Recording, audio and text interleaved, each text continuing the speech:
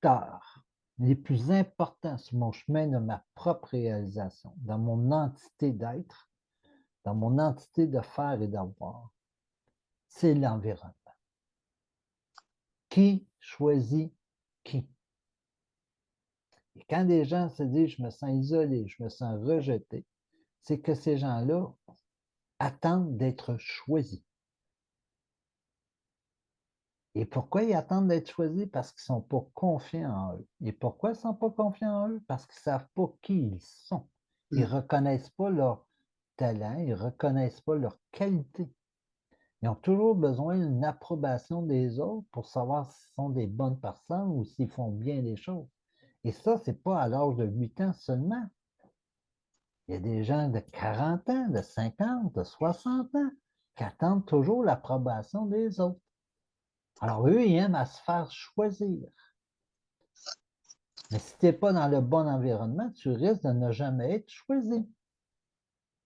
Donc, qui choisit qui dans mon environnement d'être? Qui choisit l'aspect social? C'est moi qui le crée, c'est moi qui fais comment je dirais ça, les démarches, les nouveaux familiales. Niveau familial, on peut avoir des relations très différentes entre mes frères et sœurs. Je ne suis pas obligé d'avoir la même qualité de relation ou la même intensité de relation avec tous mes frères et sœurs. On aime tous nos enfants, mais chacun de nos enfants, on les aime d'une manière différente parce qu'ils ont des êtres différents. Dans l'environnement de faire, on l'a vu tantôt, le travail, l'aspect relationnel, qui choisit qui? C'est toi qui choisis ton type d'employeur, ton type de travail, le lieu de travail, ou tu te laisses guider par ce que le travail va t'amener. Dans l'avoir, on vient d'en parler. C'est quels sont les besoins que je choisis? Quels sont les niveaux de responsabilité que je suis prêt à prendre? Et mes niveaux de responsabilité, c'est toujours sur une courte période de temps, sur 15 ans, sur 20 ans avec des enfants, 25 ans. Je suis pas on est père puis on est mère toute notre vie, hein. On a nos enfants qui vivent des situations de divorce ou de séparation ou quoi que ce soit, de maladie. Ils ont 40 ans, ils ont 50 ans, puis ils viennent, faire, la réhabilitation ou ils viennent coucher chez papa, maman en attendant qu'ils se trouvent une autre maison.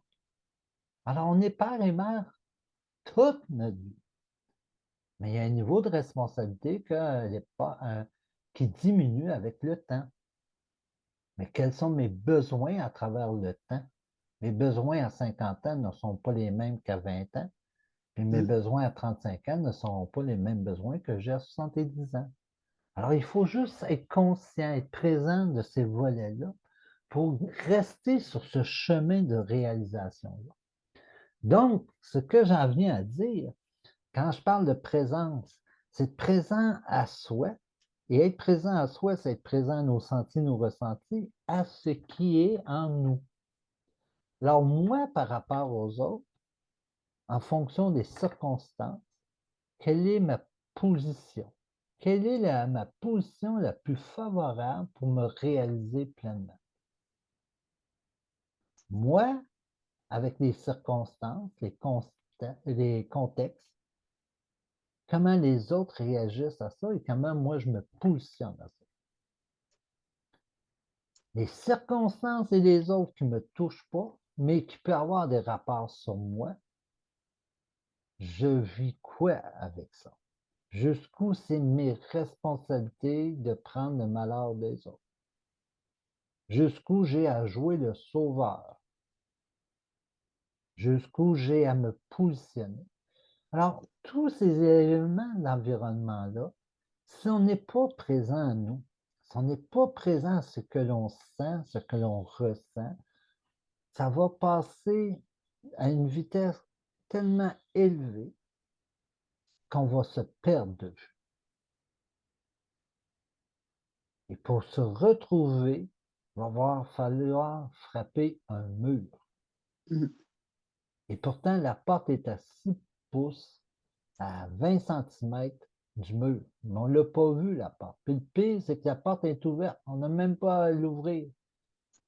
Mais on marche tête baissée, tête entre les deux jambes, qu'on ne voit pas la porte ouverte, qu'on rentre dans le mur. Pourquoi? Parce qu'on ne se relève pas la tête pour voir, pas nécessairement en avant de nous, mais en dedans de nous, à l'intérieur de nous. Le pire obstacle dans notre chemin de notre propre réalisation, c'est deux éléments. On est absent de nous-mêmes, puis on ne choisit pas nos environnements. On ne choisit pas les gens autour de soi. On se laisse choisir, puis on reste dans l'environnement qu'on a toujours été. Il faut changer d'environnement, c'est stimulant. Exemple, les gens qui aiment beaucoup voyager trouvent ça stimulant parce qu'ils rencontrent différentes cultures. Savez-vous qu'à Montréal, il y a plus que 50% des gens qui n'ont jamais traversé un pont? Jamais ils sont allés sur la rive sud, jamais ils sont allés sur la rive nord. Puis savez-vous que 50% des gens de la rive sud ne sont jamais allés à Montréal? Alors, l'environnement, à un moment donné, il faut l'ouvrir. Et cet environnement-là, on l'ouvre en fonction de ce que l'on est. Premièrement, toujours sur l'être. Donc, l'être plus le faire, on va être bien dans sa peau. Si je fais ce que j'aime et j'ai beaucoup de reconnaissance, je me sens entendu, j'ai mes biens, j'ai mon autonomie, tout ça, bien sur le plan financier, je vais me sentir bien. Si je suis bien présent à moi et que tout ce qui est en termes d'avoir, de reconnaissance, je me sens aimé, je me sens entendu, mes besoins de base sont très bien établis, ben, je me sens libre, libre dans le sens libre de pression, dégagé, une certaine légèreté. Et souvent, c'est l'aspect des personnes à la retraite qu'on souhaite. C'est pas évident à 60, 65 ans, même à 70 ans, de ne pas être capable de répondre à nos besoins parce que financièrement, on n'y arrive pas. Je suis encore stressé. Je ne suis pas dégagé. Les circonstances de la vie qu'on vient de voir là, tantôt, ou les environnements ont fait que j'ai pas sorti, j'ai pas vu telle chose qui fait qu'au lieu de vivre une retraite d'une manière dégagée, en santé, ben, je suis encore au niveau de l'être et le faire. Parce que mon avoir, je ne l'ai pas bien établi. Et si on est capable, sur notre chemin de réalisation, d'être présent à nous, de faire ce que l'on aime, que nos besoins de base et nos responsabilités de base sont comblés financièrement, que j'ai du loisir, et sans être dans le luxe ou l'aspect de richissisme, mais que je suis au moins mes besoins et mes responsabilités sont comblés, ben, je peux être sur mon chemin de réalisation. Le chemin de la réalisation, c'est pas d'être sur le top de la maison ou du sommet. C'est pas une indépendance financière à tout prix. C'est d'être bien avec ce que l'on est, être bien avec ce que je fais et d'avoir cet amour des autres, d'être écouté, d'être entendu par les autres et d'avoir un minimum qui couvre mon autonomie financière.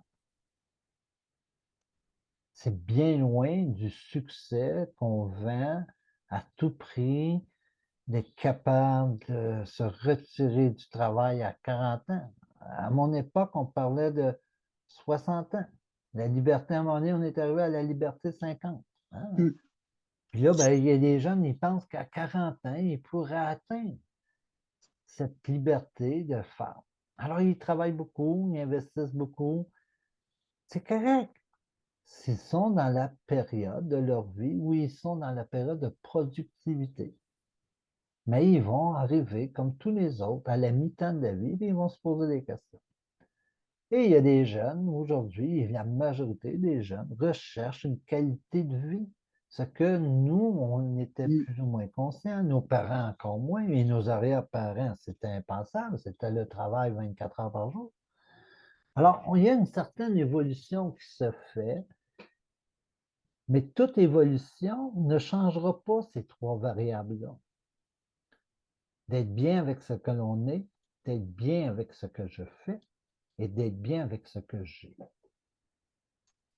Alors moi, je ne suis pas plus, comment je dirais ça, brillant que d'autres ou quoi.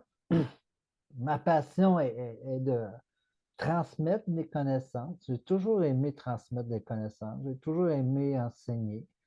J'ai toujours aimé accompagner des gens, des jeunes. Hein. Au début, c'était des jeunes. Après ça, c'était dans le milieu du hockey sur glace, dans d'autres disciplines sportives. Peu importe. J'ai toujours aimé accompagner des gens qui voulaient toujours aller un peu plus loin ou un peu plus à leur propre vérité. Mais le meilleur accompagneur que vous pouvez avoir, le meilleur thérapeute que vous pouvez avoir, le meilleur mentor que vous pouvez avoir, c'est vous-même. Si vous avez cette capacité d'être présent à vous. Et la présence à vous, ça veut dire que vous avez la capacité à écouter ce que vous sentez et vous ressentez.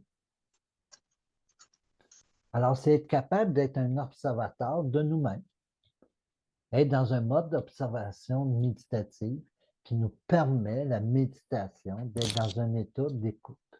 De quoi? De nos sentis, Mm. de nos ressentis. Donc, si vous cherchez de l'aide, soyez assez vigilant pour trouver un accompagnateur qui joue un rôle d'observateur et non un rôle de conseiller. Un vrai accompagnateur, un vrai thérapeute, un vrai coach, peu importe les noms qu'on donne, c'est jamais des gens qui donnent des conseils. C'est des gens qui vous font voir des choses, qui jouent un rôle d'observateur de votre vie. Mm. Et c'est vous-même qui allez prendre vos décisions. Vous allez prendre vos décisions en fonction de ce que vous sentez, vous ressentez. Ce que moi, je peux vous offrir, avec d'autres personnes, dépendamment, on a des, comment je dirais ça, les trois volets. Alors, le volet de l'aide, on a le groupe Facebook qu'on appelle Observation méditative. Dans ce groupe-là, on offre différentes approches méditatives et différentes approches de démarche personnelle. J'ai un groupe que j'anime depuis 2016-2015, qui est le groupe Facebook Trouver sa passion. Trouver sa passion d'être et de faire.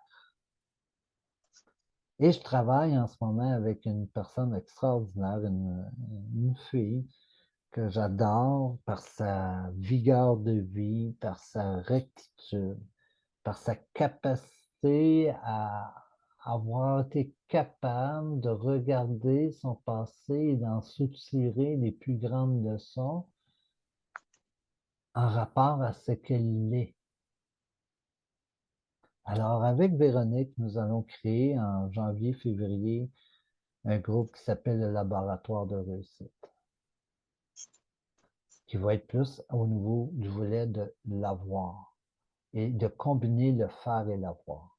Tandis que le groupe Trouver sa passion, ça combine l'être et le faire. Et mon mentor est Rick Jarrow, un homme extraordinaire qui a écrit en 2004 le livre Trouver sa passion en 7 étapes. C'est un Américain qui a épousé une fille de Shawinigan qui parle bien français malgré tout. J'ai malgré tout parce qu'il est professeur à l'université dans l'État de New York.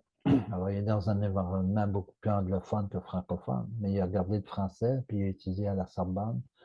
Alors, Rick est mon mentor et Rick va être une personne qui va être présente à certains ateliers ou séminaires que nous allons donner au niveau de trouver sa passion d'être et de faire là-dessus. Alors, c'est ça que je peux vous offrir, moi et d'autres personnes, à titre d'accompagneur de groupe, de facilitateur, d'allumeur de bougies en vous ou quoi que ce soit. On vous l'offre dans ces trois volets-là. Et ça va me faire un énorme plaisir de pouvoir arriver à juste être votre observateur ou à juste passer, comment je dirais ça, le balai sur votre chemin pour que vous gardiez la ligne droite en vous. Et cette ligne droite-là en vous, elle est de vos tripes, le point central est le cœur, et le point d'expression, il est par nos 5 sens. Et ne mettez-vous pas d'autres objectifs que juste d'être fidèle et loyal à ce que vous êtes. Et on dit qu'il faut faire confiance à la vie, mais si on est sur le bon chemin, et le bon chemin, avant tout, c'est cette présence à soi.